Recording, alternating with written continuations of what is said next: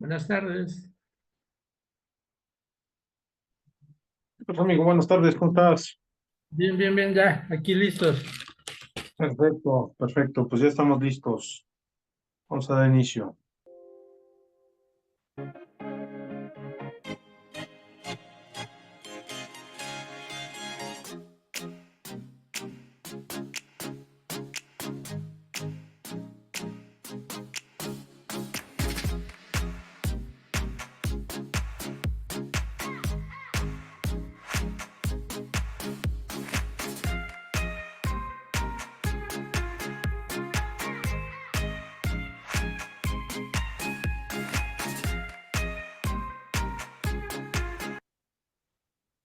Pues muy buenas tardes, estimados amigos.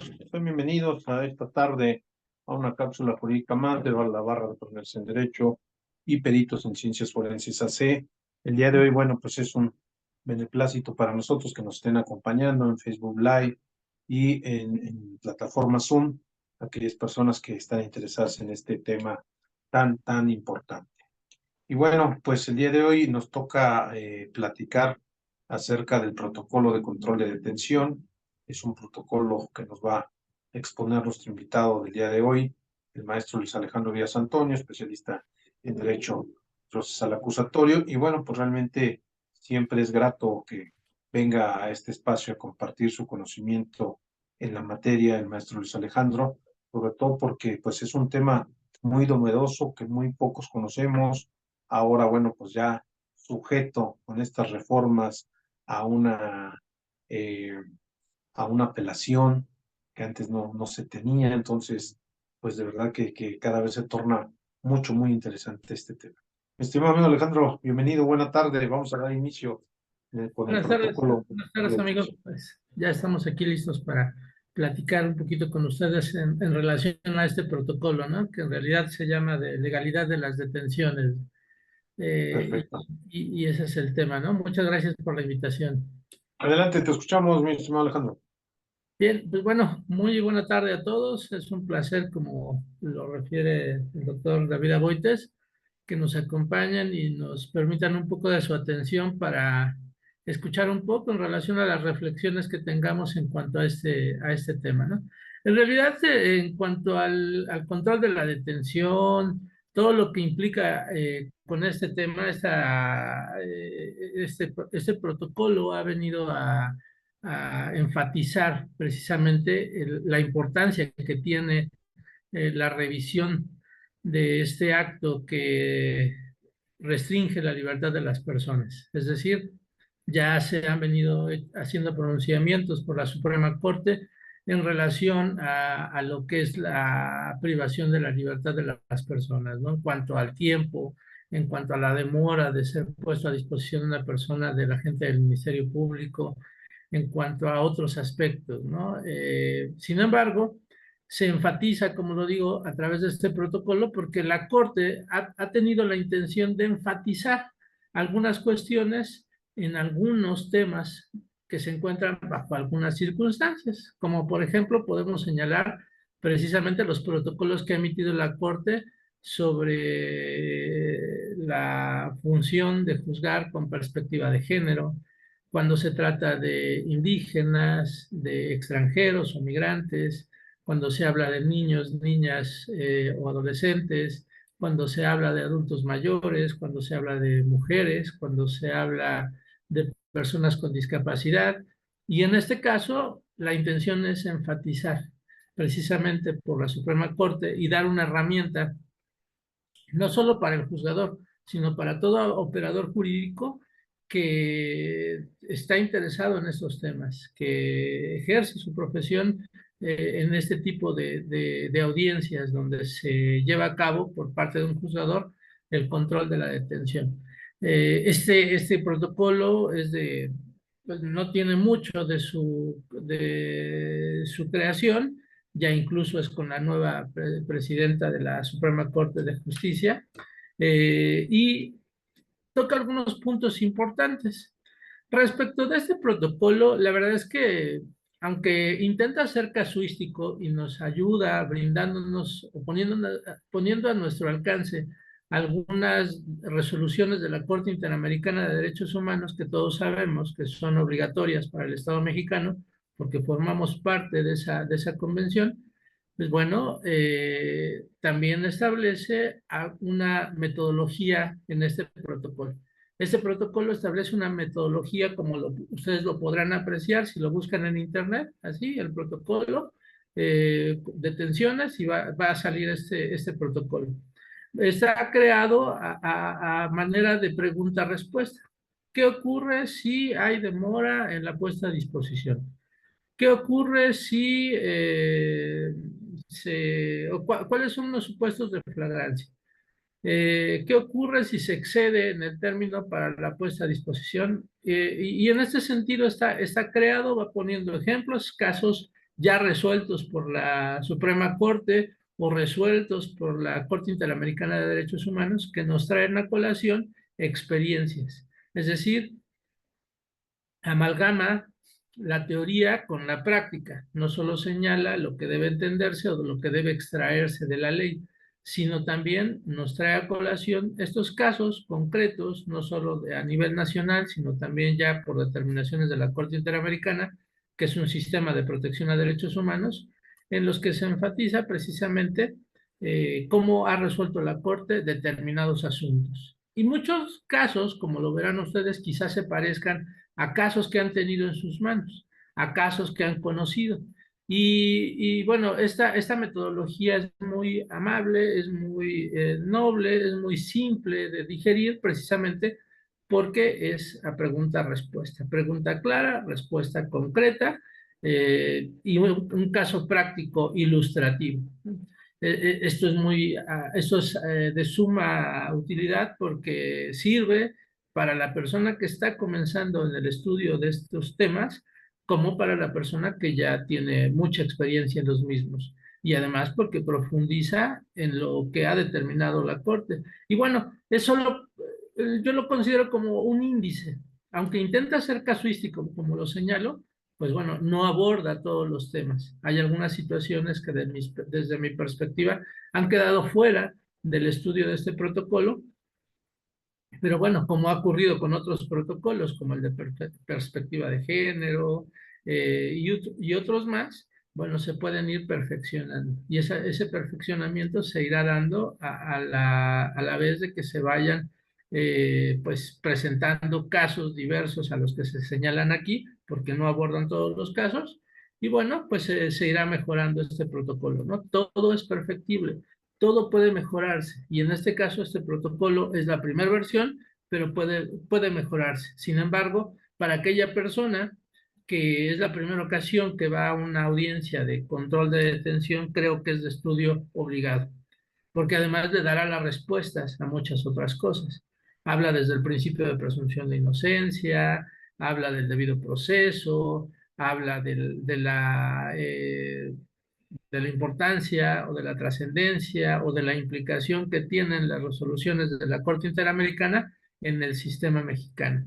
De todo esto nos habla y además nos anticipa algunos casos que podemos citar en el control de la detención. Este protocolo de control de la detención está estructurado de esta manera. Es la primer tema que debo señalar, ¿no? El protocolo se llama así y así lo pueden ubicar ustedes en internet de manera gratuita, lo pueden descargar, bajarlo, cargarlo en sus dispositivos electrónicos, teléfonos celulares, tabletas, computadoras portátiles, y se llama Protocolo sobre Legalidad de Detenciones en el sistema de justicia penal. Este protocolo precisamente está pensado en este nuevo sistema de justicia. Habla del sistema penal acusatorio. Sin embargo, bueno, también se refiere a los fundamentos constitucionales de la detención en concreto. Este protocolo tiene un contenido que pues quizá ustedes ya lo han escuchado en algunos otros foros, seguramente aquí en la barra, con algunos otros ponentes, y que es propiamente el estudio del artículo primero constitucional. Si ustedes advierten en la introducción de lo que habla este protocolo, pues nos hace referencia indudablemente a lo que establece el artículo primero constitucional. Esto es precisamente que nuestra Constitución reconoce que todas las personas tienen derechos humanos previstos en la Constitución y en los tratados internacionales. ¿A qué nos hace referencia a ello? Bueno, a que los derechos humanos los tenemos por el solo y simple hecho de ser personas.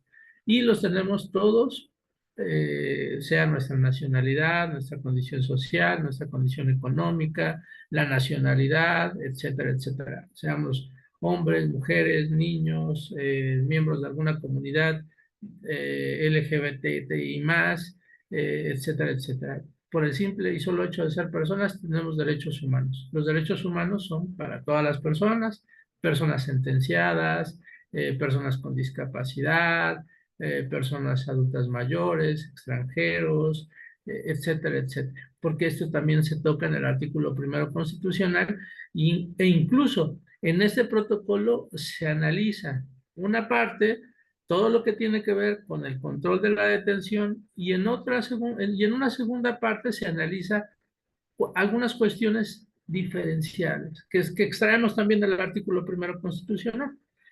En esta introducción a la que se hace referencia en este protocolo, se habla también de la interpretación conforme que se menciona en el artículo primero constitucional, párrafo segundo. Esto es, que todas las autoridades deben aplicar de manera obligatoria dos interpretaciones. La interpretación conforme, ¿conforme a qué?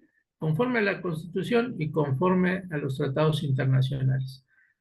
Porque como ya lo he dicho, todo lo que se desprende de estos ordenamientos, de tratados internacionales, de las determinaciones de la Corte Interamericana de Derechos Humanos, incluso me aventuro a decir que de manera orientadora podríamos asumir algunas otras cuestiones establecidas en algunos otros sistemas de protección a derechos humanos. ¿Por qué? Porque los derechos humanos son universales. Aplica para todas las personas en todo momento y en cualquier lugar de este planeta. Entonces se aplica para todas las personas por esa característica de los derechos humanos. Son universales. Este protocolo también hace referencia a un sistema de restricción de derechos fundamentales. En ese primer párrafo del artículo primero constitucional se nos señala lo que ya mencioné. Todas las personas tienen derechos fundamentales, los reconoce esta Constitución, están previstos en la Constitución y en los tratados internacionales. Esa es nuestra fuente de nuestros derechos fundamentales. Posteriormente señala que también hay un sistema de garantías de protección a esos derechos fundamentales. Y bueno, establece cuáles son. Y también señala que estos derechos humanos no podrán restringirse ni suspenderse, salvo en los casos y en las condiciones que esta misma Constitución establezca. ¿Eso a qué nos hace referencia? Si bien en la introducción de este protocolo no se nos señala como tal, bueno, estos postulados, estas previsiones de este protocolo hacen referencia a la última parte del primer párrafo del artículo primero constitucional. Es decir, no todos los derechos humanos son absolutos, pero hay algunos que sí lo son. Y aunque aquí no lo señala, podemos acudir a qué? A otros dispositivos, como cuáles, como el artículo 29 constitucional. En algunas charlas que me ha tocado tener con algunos grupos, en algunas maestrías, en algunas charlas, conferencias, siempre se hace referencia cuando les pregunto que me señalen un derecho humano que no es restringible, todos hacen referencia a la vida. Y cuando les llego a cuestionar cuál es el fundamento para ello, porque el artículo primero constitucional, párrafo primero, parte última, establece que el sistema de restricción, bueno, pues algunos me hablan del artículo 16, algunos me hablan del artículo 14, pero tenemos como referencia el artículo 29, donde se establece que en algunos casos de extrema urgencia, el Ejecutivo puede suspender el goce de algunos derechos fundamentales y ello temporalmente hasta que se supere esta condición de urgencia. Pero en el segundo párrafo de este artículo 29 se establece también que en ningún caso podrán restringirse, en ningún caso, ni en estos casos de excepción donde el Ejecutivo tiene esa facultad con la aprobación del Senado y temporalmente, en ningún caso puede restringirse determinados derechos fundamentales. Y hace un listado, un catálogo, y entre ellos está la vida. Entonces, Este protocolo, si no señala en esa introducción este artículo 29, bueno, podríamos complementarlo con esto, ¿no? El artículo primero y el artículo 29 nos dan un parámetro o nos hablan de un sistema de restricción, nos hablan de que los derechos humanos no son todos absolutos y no todos son restringibles. Y este artículo 29 nos cierra esta idea señalándonos cuáles no serían restringibles ni siquiera en condiciones de excepción, ni siquiera en condiciones de urgencia.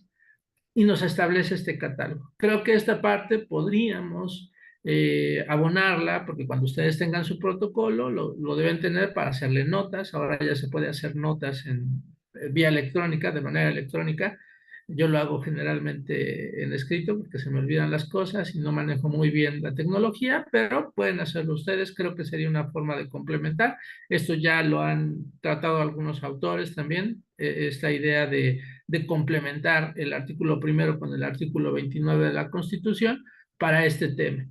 Es decir, este protocolo nos enfatiza este sistema de restricción a derechos fundamentales. Vean ustedes, comienza diciendo que el objeto de este protocolo también es garantizar, evitar la violación a derechos fundamentales y en su caso, dar una herramienta para que esté al alcance de todas las personas y se pueda analizar si hay una falla, alguna violación de derechos fundamentales. Este es el objeto de este protocolo.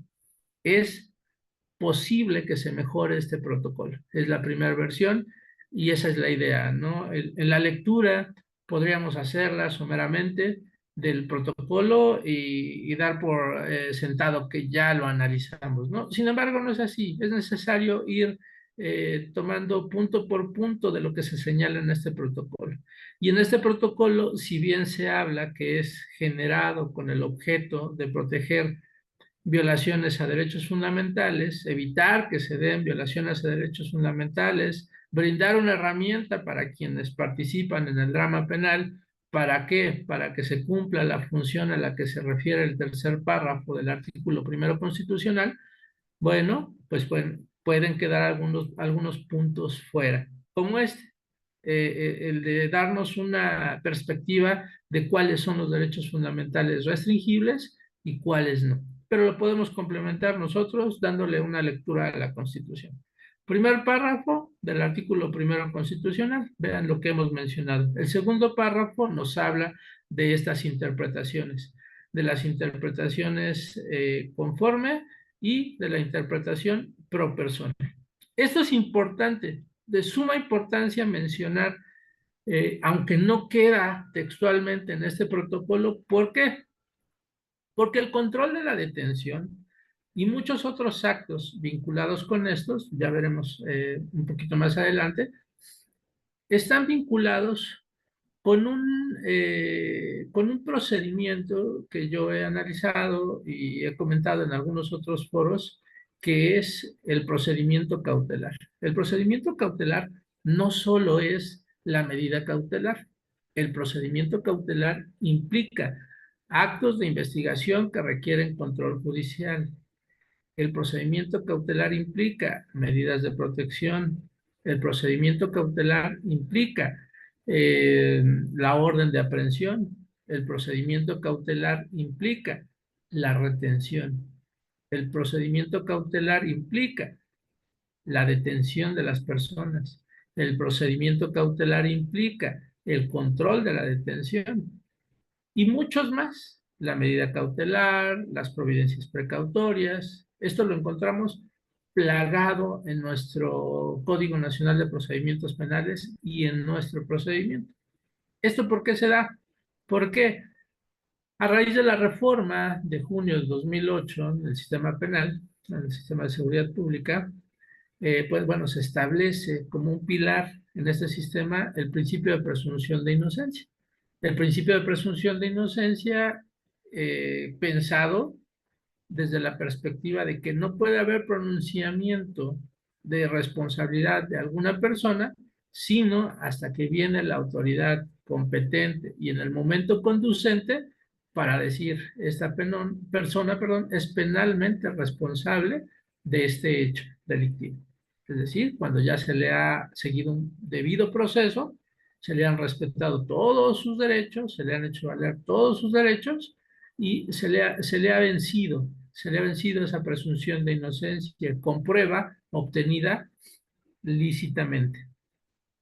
Porque también en este protocolo, como ustedes lo pueden apreciar cuando le den la lectura íntegra, es que se habla mucho de la prueba ilícita, de la prueba que sirve para verificar el control de la detención.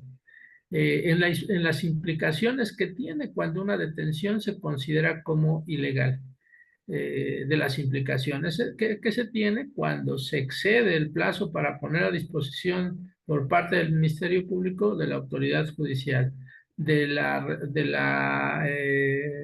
consecuencia que existe cuando el policía demora en poner al detenido a disposición del agente del Ministerio Público.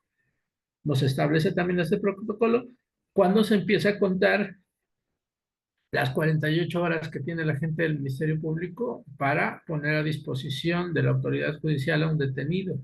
Y un sinnúmero de cuestionamientos que ustedes verán las respuestas, que son muy breves, que se sustentan con un caso práctico, pero que ustedes las pueden ir complementando.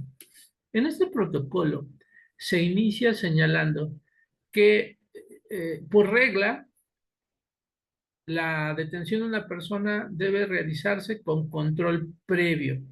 Esto es una orden de aprehensión. El control previo de una detención es una orden de aprehensión.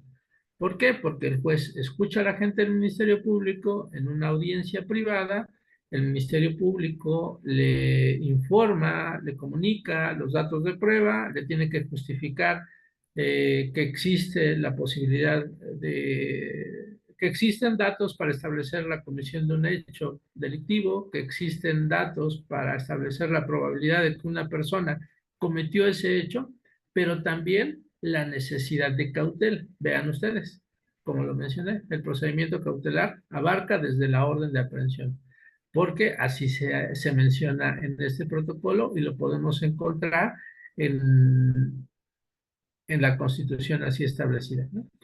Bueno, y yendo un poquito más atrás, cuando a una persona se le detiene, ¿cuál es el motivo de que se le detenga? Bueno, precisamente porque en el procedimiento penal se requiere que una persona esté presente para que continúe el procedimiento penal, ¿no? No podemos pensar en un procedimiento si no tenemos a la persona a la que se le va a procesar. Se puede iniciar una investigación sin esa persona, pero en algún momento voy a requerir que esa persona esté presente para continuar el procedimiento.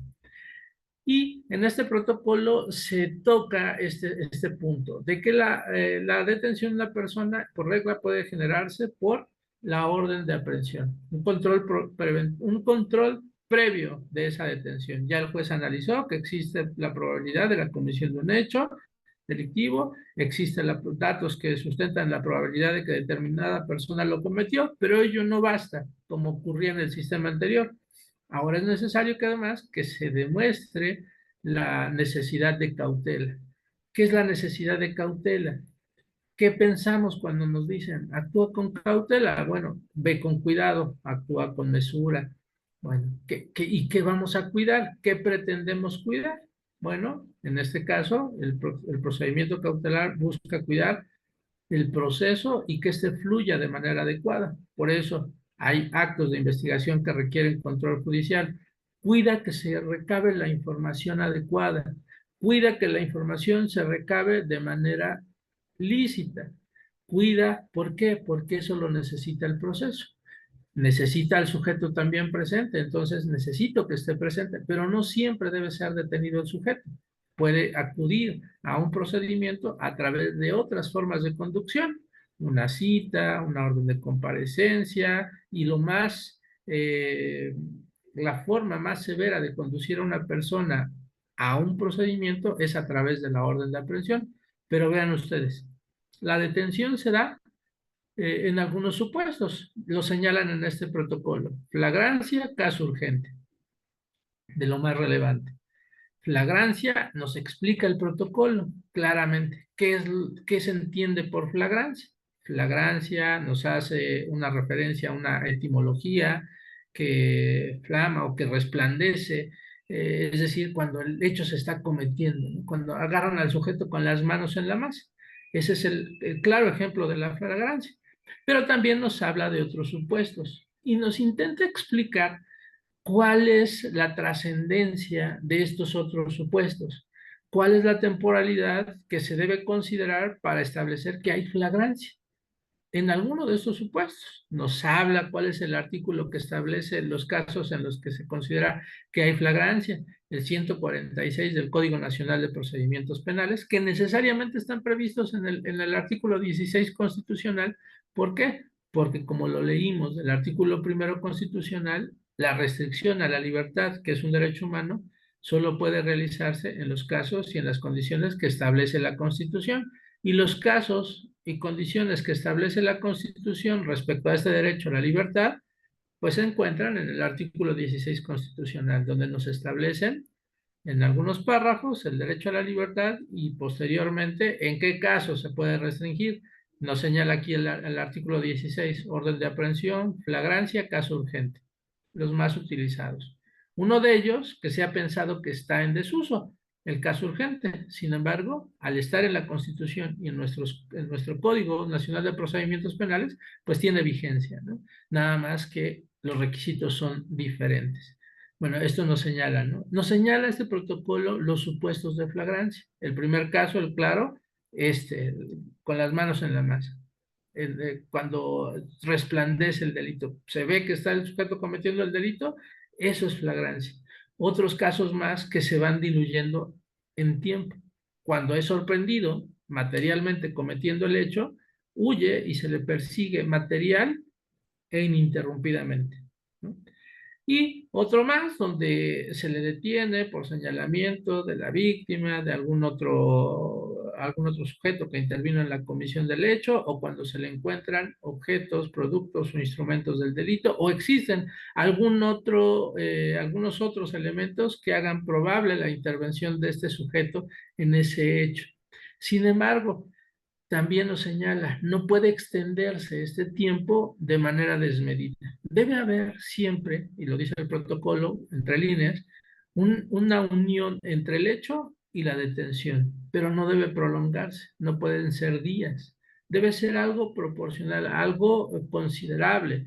La persecución, sí, se han dado muchos casos que se da a través incluso de mecanismos electrónicos. Esto también lo responde el protocolo. Puede realizarse esas persecuciones materiales e ininterrumpidas a través de medios electrónicos, que ha dicho la Corte, sí, y nos establece los casos concretos.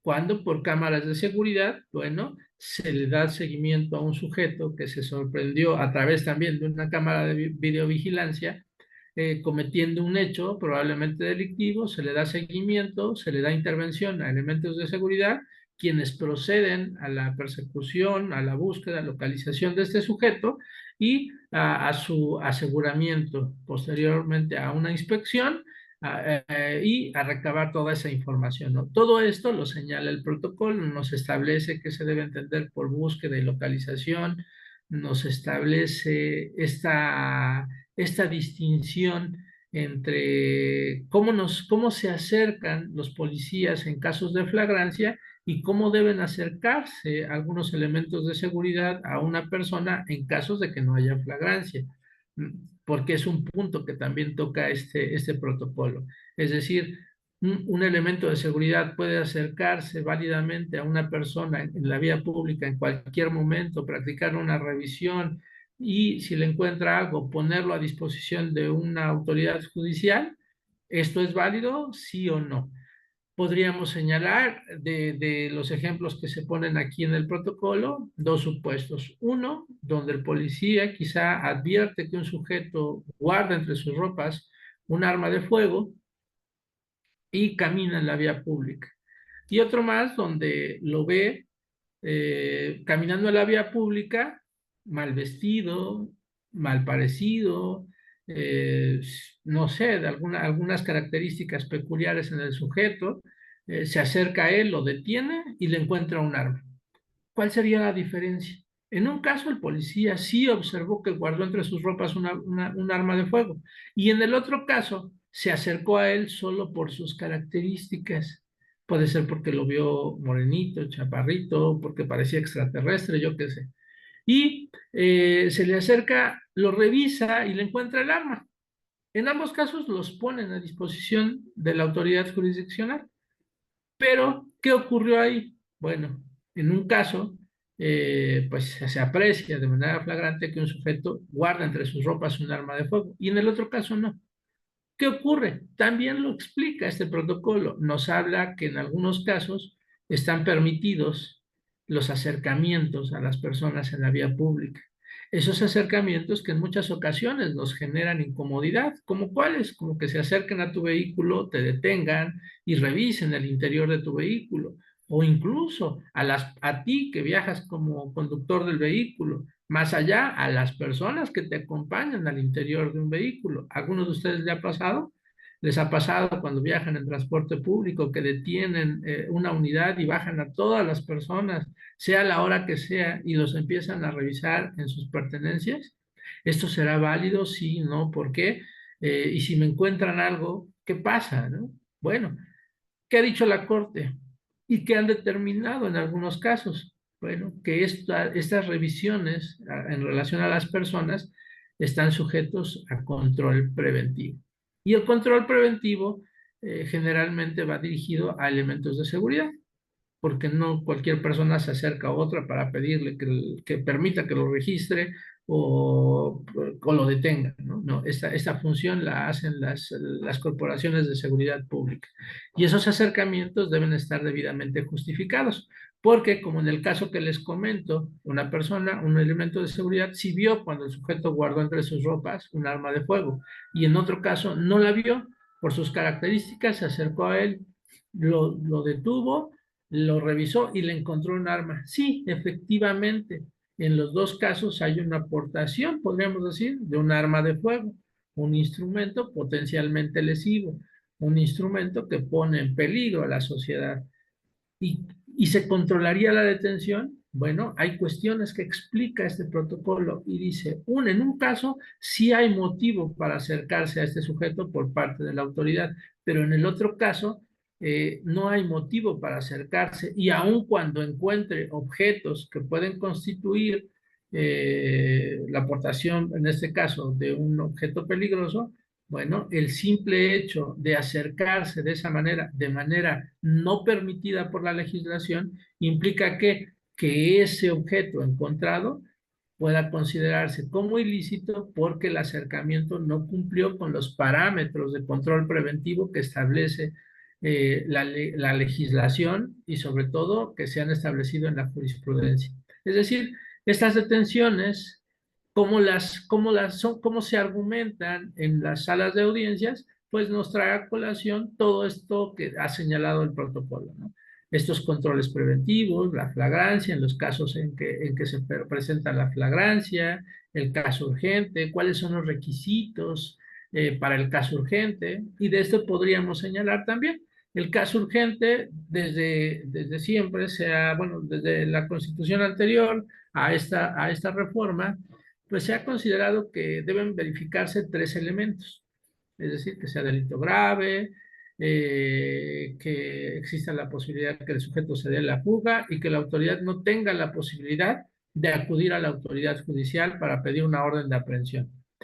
Este caso urgente se ha considerado incluso en desuso. ¿Por qué? Porque con la entrada en vigencia de este nuevo sistema, con la creación de jueces de control, bueno, hay jueces de control, especialmente, al menos en la Ciudad de México, establecidos para la emisión de órdenes de aprehensión, y están trabajando las 24 horas de los 365 días del año, o uno más si se trata de un año bisiesto.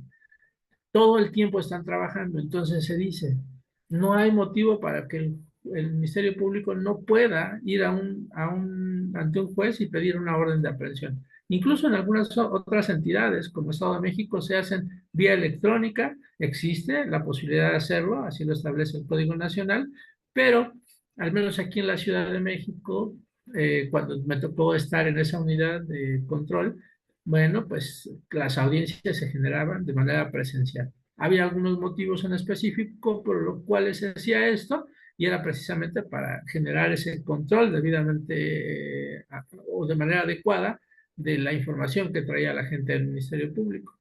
Se llevaron a cabo incluso algunos conversatorios con fiscales de si estaba vigente o no el caso urgente. Estaba en la Constitución y estaba en el Código Nacional, entonces y es vigente actualmente. Sin embargo, los requisitos, como lo establece el protocolo, son estos tres, pero además, y lo señala también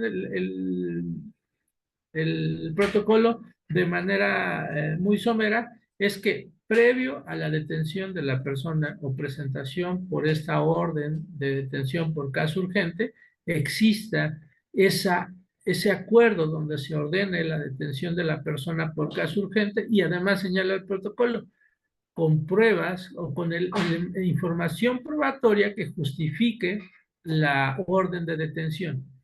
Esto es, si delito grave, que lo encontramos en el artículo 150, cuáles son los delitos graves para los efectos de este sistema, porque eso lo tenemos, ese catálogo de delitos que ameritan prisión preventiva oficiosa, cuáles se consideran para efectos del delito, del caso urgente como delitos graves, lo señala este artículo 150, eh, que el Ministerio Público cuente con información que haga probable que el sujeto puede evadirse de la acción de la justicia, así como que el Ministerio Público no pueda acudir ante una autoridad judicial para solicitar la orden de aprehensión, pero además que esto esté escrito. Es decir, no puedo detenerlo al sujeto y después emitir ese acuerdo de detención por caso urgente. No, se requiere que esté previamente esto en la carpeta de investigación para que el juez verifique esta detención por caso urgente.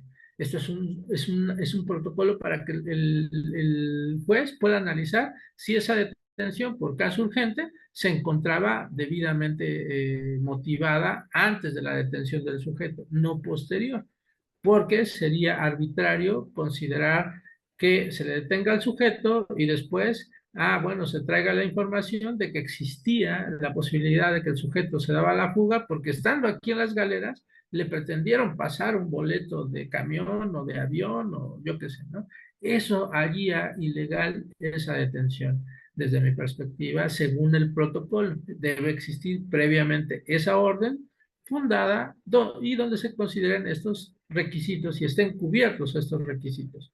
Otro punto más de los que establece este protocolo, sin abundar en la orden de aprehensión, porque eso es otro tema, es la retención de las personas. La retención de las personas o este acuerdo de retención en el protocolo se aborda someramente y es uno de los puntos en los que considero que se ha quedado corto el protocolo. ¿Por qué?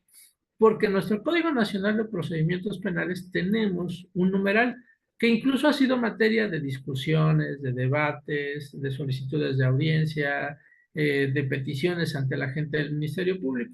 ¿Por qué? Porque es la libertad de las personas durante la investigación. Y dice este artículo 140, palabras más, palabra menos. El agente del Ministerio Público podrá disponer de la libertad de las personas cuando no se trate de los delitos que ameritan prisión preventiva oficiosa y no tenga considerado solicitar alguna medida restrictiva de la libertad. Es decir, no en todos los casos debe retenerse a las personas las 48 horas, mucho menos debe llevarse o conducirse a una persona detenida ante el juez si no se pretende solicitar una medida restrictiva de la libertad. Y establece este artículo 140 entre líneas precisamente que ese acuerdo de retención debe estar debidamente justificado, debe estar debidamente motivado. Porque, ¿qué ocurre? En muchos de los casos se retienen a las personas. ¿Por qué? Porque hay una denuncia en su contra, porque la víctima ya rindió una entrevista y porque el hecho tiene señalada como pena privativa hipotética imponer la de prisión. Y con eso justifican su acuerdo de retención y no justifican si efectivamente había la posibilidad o existía la necesidad de retenerlo porque había posibilidad de fuga, porque que a pesar de no tratarse de uno de los delitos que ameritan prisión preventiva oficiosa, bueno, existía esta necesidad de cautela. Por eso señalo que este artículo 140 y este acuerdo de retención también pasa por, o debe pasar por este tamiz de la cautela, del procedimiento cautelar, porque el procedimiento cautelar implica esto, que voy a proteger a mi proceso para algo, voy a protegerlo de que no se quede sin el sujeto que necesito para continuar con el proceso. Por eso en muchas ocasiones se solicita la libertad ante la agente del Ministerio Público por este motivo, por este dispositivo.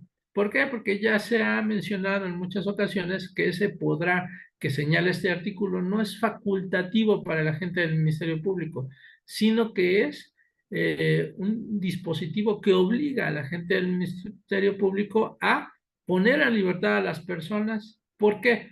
Porque el artículo primero constitucional establece que todas las autoridades, si el Ministerio Público en la investigación es autoridad, tienen la obligación de proteger, prevenir, evitar, etcétera, etcétera, violaciones a derechos fundamentales.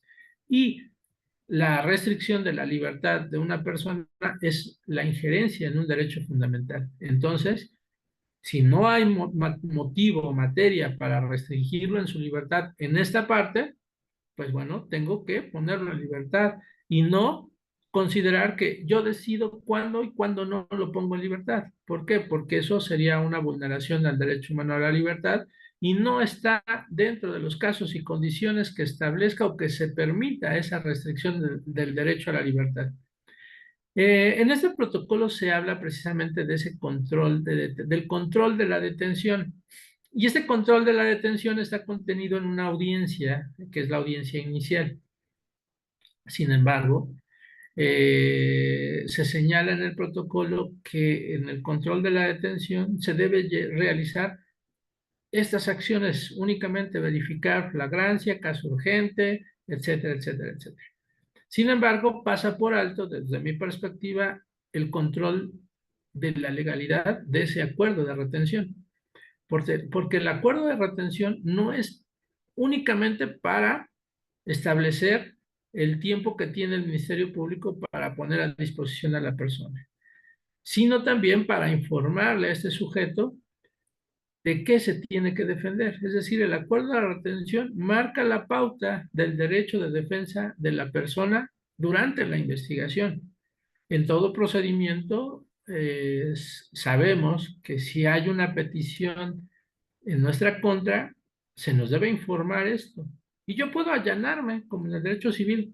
Ah, ok, me demandas esto, sí, estoy de acuerdo, no alego absolutamente nada. Y en materia penal puede pasar, puede ocurrir exactamente lo mismo. Dices que cometí ese hecho, ok, sí, efectivamente. Dices que cometí este hecho, no fue así. Yo únicamente quería lesionarte, no te quise matar, no puedo aceptar que se me siga una investigación por tentativa de homicidio, entonces me voy a defender, pero parte de esa información que tú me des. Y para eso tenemos ese acuerdo de retención. Pero además, ¿qué pasa? Si en ese acuerdo de retención tú no justificas por qué debo estar retenido, yo puedo pedir que me dejes salir, porque el Ministerio Público tiene las facultades para apercibir al sujeto que se persone tantas y cuantas veces se le requiera la investigación para la continuación de la misma y para que se presente al proceso. Es decir, no existe la necesidad de mantener retenido a una persona las 48 horas. Se han dado casos en los que ni siquiera se presenta el requisito de procedibilidad, llega control de la detención y un requisito para la retención, para que continúe ese hecho, porque son de los que se persiguen por querella, es que esté presentado el requisito de procedibilidad. ¿Y qué creen? Ni en las 12 horas que establece el código para que se pueda cubrir el requisito de procedibilidad después de detenido el sujeto, ni en las 48 de la retención se recabó o se cubrió el requisito de procedibilidad. ¿Qué pasaría? Lo verifico en el control de la detención o lo analizo al analizar la retención. Creo que lo conducente sería analizarlo desde la retención. Y También la misma Constitución establece que el juez de control recibe este nombre precisamente porque controla, tutela derechos fundamentales. Y en la retención se está afectando ¿qué? El derecho fundamental de la libertad. Por lo tanto, el control de la detención también implicaría, desde mi perspectiva, el control de la legalidad de la retención, aunque en este protocolo se habla de esta etapa, de este momento del procedimiento de manera muy somera. Habla precisamente de que la Corte ha establecido de que ese acuerdo de retención se establece para determinados efectos. Sin embargo, si lo apreciamos a la luz del dispositivo primero constitucional, donde se establece que todas las autoridades tienen determinadas obligaciones en relación a los derechos fundamentales, sobre todo a evitar violaciones y reparar esas violaciones lo más pronto posible, creo que debiera haberse señalado en este protocolo también que el control de la retención también forma parte de manera previa al control de la legalidad de la detención. ¿Por qué? Porque hay una afectación al derecho humano de la libertad. Porque si está prevista la retención, también debe señalarse todo lo conducente en relación a la violación a este derecho humano a través de esta figura que es la retención. Es decir, no es un acto meramente administrativo, materialmente es un acto que afecta los derechos fundamentales de las personas. También se habla en este protocolo de la detención en flagrancia por parte de personas, de civiles, de personas de a pie, como le llaman por ahí, y señala cuáles son las facultades que tienen estas personas. Establece de manera de pregunta, las personas que detienen, las personas, los civiles que detienen a una persona cometiendo un delito, ¿tienen la posibilidad o la facultad de registrarlo? Precisamente habría una situación ahí en concreto, ¿no? Estas personas pueden detener al sujeto, sin embargo, no existe la facultad ni en el Código Nacional de Procedimientos Penales que los lleve a registrar a la persona en sus pertenencias, salvo que las mismas condiciones así lo justifiquen, y le extraigan todas sus cosas.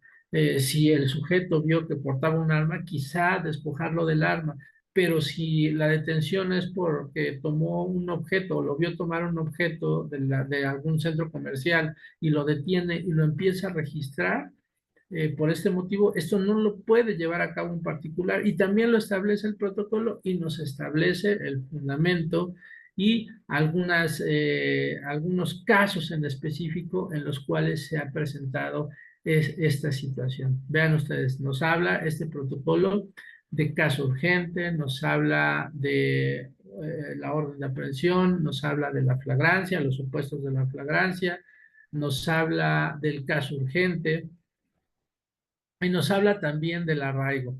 Este arraigo que ha sido ventilado también en recientes determinaciones de la Corte Interamericana de Derechos Humanos, donde se ha determinado que la investigación o la detención debe ser posterior a una investigación y no detener a las personas para investigarlas después, que viene al caso el supuesto que señalé de que al sujeto que se le detiene porque se vi cuando se guardó el arma y al sujeto que lo detuve y una vez que lo registré le encontré el arma. Entonces, es ese paradigma, ¿no? ¿Por qué? Porque esto choca con el principio de presunción de inocencia, donde considero inocente a toda persona, salvo que exista información probatoria que considere que se vence, al menos de manera parcial, ese principio de presunción de inocencia. Existe información que nos lleva a considerar la probable comisión de un hecho.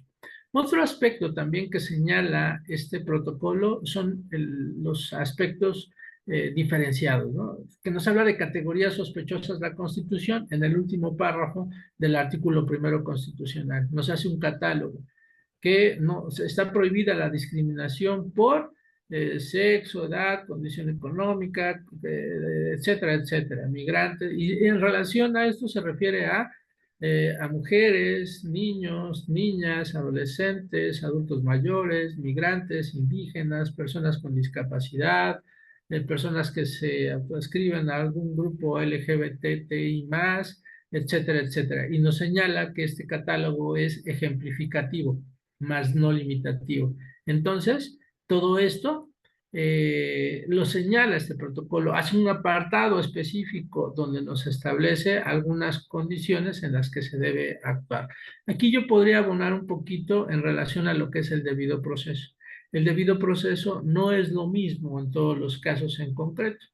¿Por qué? Porque no es el mismo el debido proceso cuando hay un procedimiento donde está implicado un niño, una niña, un adolescente, a un proceso donde está implicado un indígena, a un proceso donde está implicada una niña que es mujer, que es discapacitada y que además es extranjera.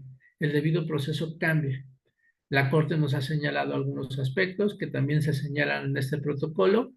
Hay formalidades esenciales del procedimiento, que son notificación del inicio del procedimiento y su consecuencia, derecho a la prueba, al alegato, a que se resuelva la cuestión en litigio y al recurso. Sin embargo, en algunas condiciones este debido proceso se magnifica y nos movemos a lo que dice la Convención Americana de Derechos Humanos, artículo 7, artículo 8. Se magnifica porque en caso de personas con discapacidad, bueno, pues debe hacerse ajustes razonables, auxilio de otras personas que permitan que las personas accedan en condiciones de igualdad en un procedimiento tratándose de indígenas, de extranjeros, bueno, un traductor, un intérprete, un defensor con conocimiento de sus usos y costumbres, de su cultura, de su idioma, etcétera, etcétera. En algunos otros supuestos, bueno, de otras circunstancias, interés superior de la niñez, en tratándose de niños, niñas y adolescentes, y entonces el debido proceso se magnifica. Y el debido proceso se cumple desde el momento de la detención, desde la retención. En algunos grupos en los cuales he dado algunas charlas, pongo el supuesto de un individuo sordo, ya no se les dice sordomudos, sordos, que no maneja la lengua de señas, o la lengua de señas, así se le llama. Entonces, ¿cómo le comuniqué sus derechos? ¿Cómo le hice saber qué es a lo que tenía derecho? A guardar silencio, a que todo lo que emita puede ser considerado en su contra, a que tiene derecho a un defensor, a toda esta gama de derechos que tiene una persona y que tan bonito se ve en la letra, ¿no? En la práctica, ¿cómo ocurre? ¿Qué pasa aquí? ¿Realmente se tutelan esos derechos? Bueno, la Corte en este protocolo es somera en señalar algunos aspectos en estas cuestiones. ¿Por qué? Porque en términos de categorías sospechosas, y que se llaman así porque solo sospechas de que se encuentran en condiciones de vulnerabilidad, debe actuarse de manera diferente. Y señalo esto porque no en todos los procedimientos donde está o está implicada una mujer se puede decir que está en condiciones de vulnerabilidad. No en todo caso donde participa un extranjero está en condiciones de vulnerabilidad. No en todo caso donde participa un indígena está en condiciones de vulnerabilidad, sino que solo existe la sospecha. Y por eso la autoridad debe actuar con mayor mesura, con mayor cuidado en este tipo de procedimientos. Y bueno, a grandes rasgos, esto es el protocolo de legalidad de las detenciones, que es de estudio obligado para todas las personas que participen en un procedimiento penal, en todos los técnicos que participen en un procedimiento penal. ¿Por qué? Porque aquí la Corte ha pretendido blindar algunas cuestiones que se han venido presentando, efectivamente, porque, como lo verán ustedes en este protocolo, hay muchas resoluciones de la Corte, de nuestra Suprema Corte, donde se ha considerado ilegal la detención. Hay muchas determinaciones de la Corte Interamericana que han traído sanciones a México porque hay asuntos donde las detenciones de las personas se han considerado como ilegales. ¿Qué implicación tiene esto y por qué existe la necesidad de que exista este protocolo? No solo es precisamente para brindar la protección a los implicados, a los imputados, a los detenidos en este caso, no, sino también porque el hecho de que un procedimiento se verifique de manera adecuada implica la garantía de que los derechos de la víctima, su reparación del daño, su derecho a conocer la verdad, se verá actualizado de manera más próxima, ¿no? De manera más pronta, y no haya reposiciones al procedimiento. ¿Por qué? Porque cuando se practica o se califica una detención como legal y esto no es correcto, impacta en el procedimiento. ¿Impacta qué? En la actividad probatoria. Por eso la regla de expulsión de la prueba ilícita. Todo esto debemos conocerlo y a todo esto hace referencia este protocolo de legalidad de las detenciones. Debemos profundizar en cada uno de los temas que especifica aquí el protocolo y estoy seguro que habrá otras versiones donde haya más supuestos, donde se aborden algunos otros temas que no han sido abordados en este caso. Y este protocolo puede ser materia de reflexión. Los protocolos no son ley, son herramientas que nos sirven precisamente para que el procedimiento, la actuación del juzgador sea más pulcra, más limpia, más clara, se evite este tipo de consecuencias donde llegando a sentencia se advierte una ilegal detención, la consecuencia de expulsión de pruebas y posteriormente la emisión de sentencias absolutorias, cuando quizá ese no debiera ser el desenlace de algún procedimiento, ¿no? Los fines del procedimiento son esclarecer el hecho, proteger al inocente, evitar la impunidad, permitir la reparación del daño, permitir el acceso a la justicia y que se solucione el conflicto en un ámbito de protección a los derechos fundamentales. Y este protocolo va encaminado, además de ser una herramienta para esto, a verificar todo este tipo de cuestiones a las que estamos haciendo alusión, a evitar que se lleven a cabo procedimientos apoyados en pruebas ilícitas. Creo que esa es la intención loable de la Suprema Corte, pero en la medida que nosotros colaboremos, estos protocolos irán mejorándose. Hemos agotado el tiempo que teníamos para esta charla, mi querido doctor. No sé si alguien tenga alguna inquietud, podríamos comentarlo. La idea es exponer precisamente que está este protocolo, que existe, que es una herramienta que sirve mucho para las personas que van comenzando y que para los que ya hemos avanzado un poco en el sistema, pues reflexionemos, ¿no? Saquemos nuestras conjeturas y pongamos nuestro granito de arena para que este protocolo se mejore, ¿no? Agradezco su atención y bueno, quedo atento a sus comentarios.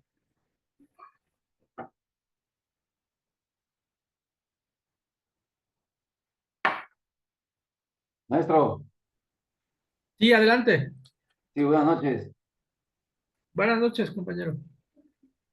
Parece que el doctor Aboy te tiene apagado su micrófono. Sí, ¿verdad? No, Y no yo te ya me adelanté. escucho. A ver, Vamos, vamos. escuchamos. Doctor Aboy, que ya me adelanté. Adelante, adelante, compañero. Gracias. Oiga, el protocolo del que se está hablando, ¿de qué fecha es, maestro? Mire, la fecha concreta no la tengo, pero ya es bajo la dirección de la ministra Norma Piña. Ah, ok, porque le digo, me causó curiosidad porque yo lo tengo y sí es uno de ese entonces. Entonces, ese es el correcto, vaya. Sí, sí, ese es el correcto. Ese es Ok, el correcto. mire, Es reciente. Hay algunos temas que se están abordando y es la intención de hablar sobre este protocolo porque no habíamos escuchado hablar sobre el tema y creo que es una guía fundamental. Hay muchos casos que les van a resolver porque es muy casuístico, pero hay muchos casos que también les van a dejar aún la puerta abierta para la reflexión. Uno de esos temas es la retención. Creo que ahí hay mucho que explorar todavía. sí, maestro, fíjese que en los casos que usted puso de lo de la pistola que lo vio el policía y en otro caso que no vio y también se le detuvo, es una lucha constante y este protocolo supongo que va a ser una buena herramienta, pero sobre todo también para aprender a desentrañar primeramente el código y luego ampliar una argumentación jurídica. Porque, por ejemplo, yo tuve un caso, detienen a un muchacho porque andaba en una bermuda, traía su cochecito y lo revisaron abajo del carro, de su carro. Nada más que como no le encontraron nada, le preguntaron que qué tenía en una bolsita que estaba al interior de su vehículo. Y ahí, o sea, lo obligaron a que sacara la bolsita y ahí le detectaron 10 tarjetas de débito. Entonces, como el muchacho no pudo acreditar la propiedad de las tarjetas, se lo llevaron a un C4. Ahí estuvo como 4 horas hasta que me localizaron. Bueno, yo logré que ya lo pusieran a la disposición. Pero fíjese nada más, luego ya platicando con el cliente, se trata de que él tenía una microempresa y le mochaba el 50% del salario de los ninis, ¿sí? Él tenía la tarjeta porque le daba nada más, o sea, los contrataba y les daba el 50% de su salario según el programa que se había establecido para apoyo de los ninis. Entonces, como no acreditó nada, pues obviamente lo retuvieron las 48 horas. Pero a lo que voy, le tuvieron que obligar para que sacara la bolsita de su vehículo, del interior de su vehículo. Yo cómo acredito que fue una violación a un derecho fundamental, cuando es el dicho de la policía y todavía le sobreponen una placa de otro estado a su coche y él no se dio cuenta y lo querían extorsionar. La cuestión es que pasó el juicio afuera, pero sí se llevó las 48 horas adentro retenido. Miren, este protocolo pone un punto muy claro la Suprema Corte. Eh, la detención de una persona debe estar precedida de información que lleve o que dé lugar a la detención. Incluso nos habla precisamente de que si bien una vez ocurrida la detención pueden surgir información que nos lleve a la probable comisión de algún delito, aún así debe verificarse si esa intromisión en la libertad de la persona cumple los parámetros que se establecen en este protocolo. Y nos da herramientas para analizar. Nos habla del informe policial homologado, nos habla del Registro Nacional de Detenciones, nos habla qué debe venir en ese informe policial homologado, en el registro de detenciones, qué función cumplen. eh, y bueno, la experiencia nos puede llevar a muchas otras cosas más. Someramente aborda estos temas el protocolo, pero sí nos habla del protocolo, del informe policial homologado, y de donde podemos extraer esta información. Es decir, si yo no tengo información probatoria para sostener que el hecho no se cometió cumpliendo con los parámetros que establece el control provisional preventivo, que también ya lo ha determinado la Corte, bueno, ¿de dónde puedo extraer información? De la misma información que traen a colación los elementos aprensores. Ellos narran, establecen en un informe policial homologado quién, cuándo, cómo y por qué se llevó a cabo la detención. ¿Y con qué puedo hacer el cruce de información? Bueno, ya tenemos un registro nacional de detenciones, que como ustedes saben es un registro que también deja huella electrónica. Es decir, este registro se hace vía electrónica y se sube a un sistema.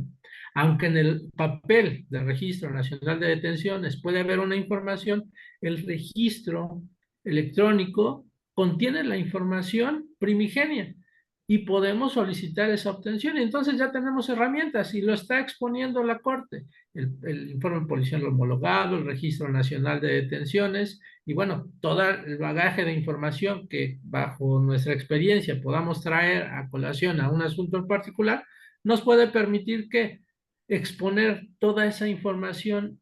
¿Para qué? Para verificar si la detención se llevó a cabo de manera adecuada, como lo establece este protocolo. Ya tenemos una herramienta más para hacer argumentos en nuestras audiencias de debate, de control de detención, porque además existe en análisis del Código Nacional de Procedimientos Penales un sinnúmero de cuestiones que pueden debatirse antes del control de la detención. Yo puedo llevar a cabo incluso un incidente de nulidad de pruebas o de nulidad de información probatoria, de dato de prueba, antes del control de la detención, porque el código dice, la ilicitud puede producirse en cualquier momento y también puede solicitarse en cualquier momento. Y todas estas cuestiones las podemos extraer de la información que tengamos al alcance. No nos vamos a limitar a que hubiera un testigo, no. De lo que yo tengo, voy a buscar qué puedo extraer de ahí para actuar en consecuencia y poder debatir la legal o ilegal detención de una persona. Y además, la consecuencia que esto trae, que también lo deja ver someramente el protocolo y la importancia y trascendencia que tiene que se lleve a cabo una detención de manera ilegal. La intención es buena, la intención es loable, es que se persuada o se informe a los elementos de seguridad cómo deben llevarse a cabo las detenciones. Esta no es una información que esté escondida. De hecho, privilegia muchas cosas, privilegia la cuestión de seguridad, privilegia que en los procedimientos no se cometan errores que a la postre den o generen impunidad, que es que es uno de los fines del procedimiento, evitar la impunidad, que es algo que aqueja, ¿no? Que aqueja a nuestro país. Entonces, no es una cuestión que esté buscando castigo para las corporaciones policíacas. Creo que la idea es generar la información, difundir la información. Y bueno, de ahí extraemos muchas herramientas, ya corresponderá a ustedes dar la lectura íntegra a este protocolo, pero quisimos aquí con el apoyo del doctor David Aboites, pues exponer durante esta charla un poco de lo que pueden obtener en este protocolo. Toca temas como orden de aprehensión, flagrancia, caso urgente, arraigo, mucho tema de prueba ilícita, muchos temas, muchos ejemplos, muchos casos en concreto con los cuales ustedes pueden trabajar en sus debates. Gracias, maestro. Sí, va a ser muy interesante buscar de manera muy concienzuda los argumentos necesarios, porque en este caso, pues no fue por flagrancia, sino que fue detenido así, y entonces se violan muchos derechos. Hay, Entonces hay hay, que... hay casos similares a los que comentas en este protocolo y la Ok, tarea ok. te la dejamos para ti, para que lo hagas allá en casita, tomes nota y amplíes todo lo que brevemente comentamos aquí. Gracias, maestro. Al contrario, muchas gracias por la atención. Y saludos al doctor Aboites. Saludos. Aquí estamos, saludos desde Veracruz, dice el Eso es buen todo, arriba Veracruz. Pablo. Saludos, Pues, compañeros. compañeros, no sé si alguien más tenga alguna duda, algún comentario. Decía yo, es un tema muy interesante. Creo que bien lo dice nuestro expositor el día de hoy, pues para los principiantes más, para los que ya estamos, también no deja de ser súper interesante, de lectura obligatoria, traerlo bajo nuestro brazo cuando vayamos sobre todo a esas audiencias iniciales, porque es un tema que si vamos a un tema de persona detenida, pues seguramente lo vamos a utilizar en control de detención, no hay de otra. Entonces es básico no nada más llevarlo, saber utilizarlo, que eso es lo importante y por eso invitamos a nuestro expositor. Incluso en los amparos, porque aunque se haya calificado como legal una detención, esto puede argumentarse de manera posterior y tendrá implicaciones en la información probatoria y tendrá implicaciones en la resolución del caso concreto. Adelante, Así compañero. es, así es, y de repente pensamos que como ya fue un tema superado, ya se calificó, pues ahí que se quede, ¿no? Y Sí. comentaba yo cuando te presentaba mi buen Alex, ya hasta hoy le pusieron un poquito más de importancia y ya lo subieron a los supuestos de la apelación, ¿no? Entonces, veamos cómo es mega importante este control de detención. Compañero, ¿alguien más? Por ahí tiene levantada la mano la compañera Graciela, no sé si... Maestro, Adelante, buenas tardes. compañero. Buenas tardes, Adelante. maestro. Usted mencionaba que dentro de este protocolo, más bien que dentro de este acto jurídico hay diferentes maneras o diferentes protocolos, ya sea para personas detenidas que sean menores de edad, personas con características especiales. Dentro de este protocolo que usted menciona, ¿están esos protocolos o están escritos de manera aparte? No, dentro de este protocolo lo señala así, cuestiones diferenciadas en tratándose de, y señala los grupos. Y estos grupos se refieren a estas categorías sospechosas, niños, migrantes, adultos mayores, etcétera, etcétera. Existen algunas situaciones que también se ha considerado particularizar en este protocolo por referirse a cuestiones donde la misma Constitución ha establecido que existen grupos histórica y culturalmente desprotegidos, grupos vulnerables, ¿no? Que requieren una atención distinta.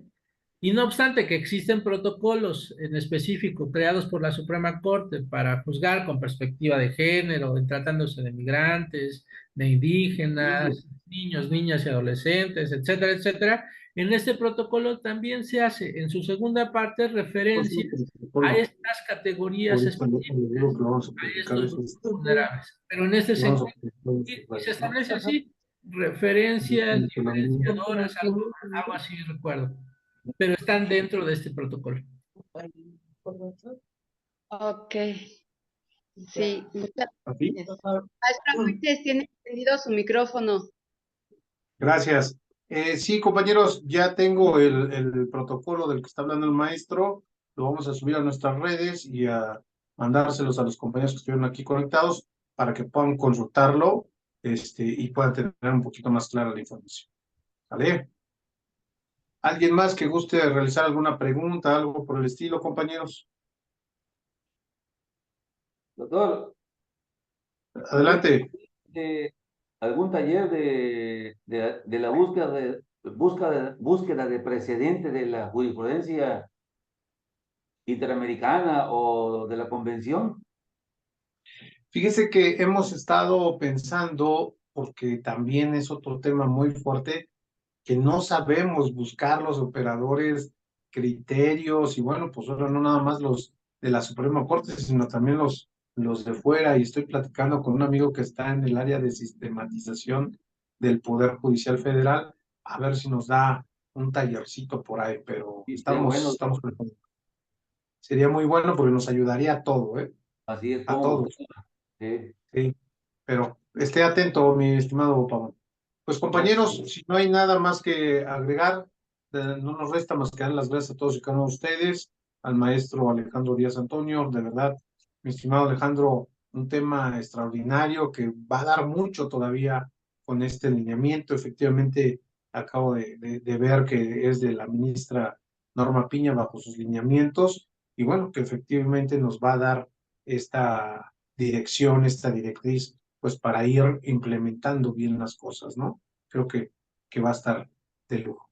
Pero bueno, pues de nuestra parte, entregarte, mi estimado Alejandro, y a la verdad te la haré llegar, tu constancia digital de participación aquí con nosotros, así con muchos compañeros, siempre es tu casa, bienvenido.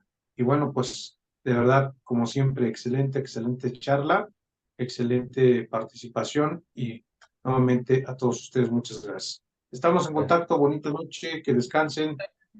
Éxito a todos, un gran abrazo. Gracias. Igualmente.